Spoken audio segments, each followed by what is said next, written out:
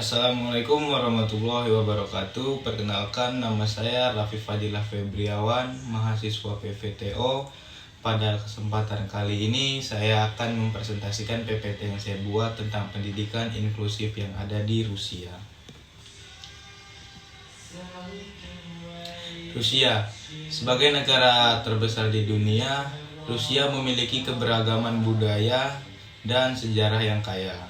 Pendidikan dikelola oleh pemerintah, menyediakan untuk semua, termasuk anak berkebutuhan khusus. Sejarah pendidikan di Rusia. Di era pra-revolusi hingga modern, pendidikan Rusia telah mengalami transformasi signifikan dan evolusi dalam aksesibilitas dan kualitas.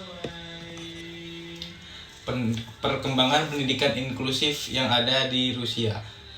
Pada tahun 1990-an, pendidikan inklusif mulai mendapatkan perhatian resmi.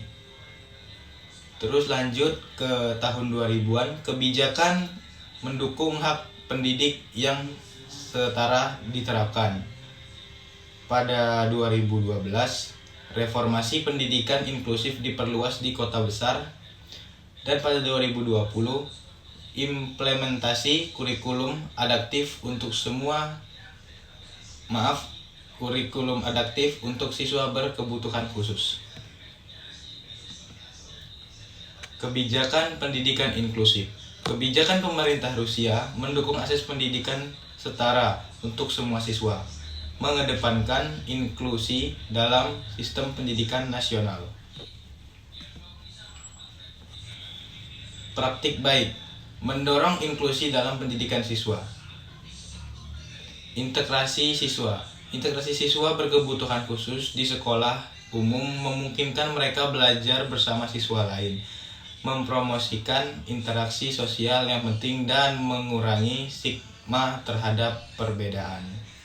Kurikulum disesuaikan. Kurikulum yang disesuaikan dengan kebutuhan individu siswa menciptakan pengalaman belajar yang lebih efektif, memungkinkan semua siswa untuk mencapai potensi penuh mereka. Peran guru pendamping. Guru pendamping berperan penting dalam mendukung siswa berkebutuhan khusus, menawarkan bimbingan personal dan membantu mereka beradaptasi dengan lingkungan belajar yang inklusif. Lingkungan pembelajaran yang mendukung. Mendorong kolaborasi dan dukungan bersama kelas inklusif, memberikan pengalaman belajar yang beragam dan menyenangkan. Bukti pendukung. Analisis literatur tentang pendidikan inklusif. Penelitian. Banyak studi menunjukkan bahwa pendidikan inklusif meningkatkan hasil belajar bagi siswa berkebutuhan khusus, menciptakan lingkungan yang lebih mendukung dan kolaboratif. Laporan UNESCO. Laporan UNESCO menyoroti pentingnya akses pendidikan yang setara, menekankan bahwa pendidikan inklusif adalah hak asasi setiap individu di seluruh dunia. Pemberitaan media. Berita internasional seperti dari BBC melaporkan inisiatif Rusia dalam pendidikan inklusif, menggambarkan praktik terbaik yang dapat direplikasi di negara lain untuk meningkatkan aksesibilitas. Lanjut ke analisis refleksi. Kebijakan dan tantangan pendidikan inklusif. Dukungan kebijakan. Kebijakan pemerintah Rusia mendukung inklusif, menekankan akses setara bagi semua siswa, termasuk mereka yang berkebutuhan khusus, menciptakan kesempatan belajar yang lebih baik. Peningkatan akses. Akses pendidikan yang lebih baik diperlukan melalui reformasi, memungkinkan integrasi siswa berkebutuhan khusus di sekolah umum, dan mempromosikan lingkungan yang mendukung. Tantangan yang ada di Indonesia menghadapi tantangan serupa dalam mengimplementasikan pendidikan inklusif. seperti kurangnya pelatihan guru dan sumber daya, serta perlunya pemanfaatan teknologi untuk mendukung pembelajaran. Adaptasi pendidikan.